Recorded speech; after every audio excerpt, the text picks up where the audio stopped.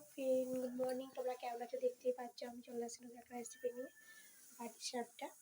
এখন ময়দা নিয়েছি আর নিয়েছি নারকেলের পুর। আর এই দেখো রেডি আমার বাটির সাপটা। তুমি যদি খেতে চাও তাহলে কমেন্ট করো আর দেখতে থাকো ভিডিওটা আমি কীভাবে বানাচ্ছি। তো চলো এটা এখন মাঝে বসিয়ে দেবো আর কি।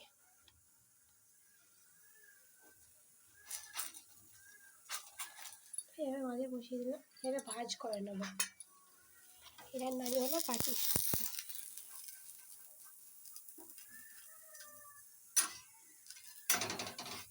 ভালো করে মুড়ে দিতে হবে, নাহলে পরে আবার যদি ভিন্ন না হয়।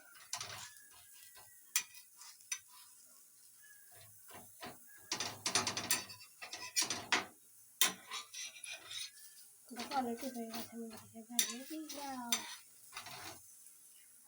দেখতেই পাচ্ছ রেডি।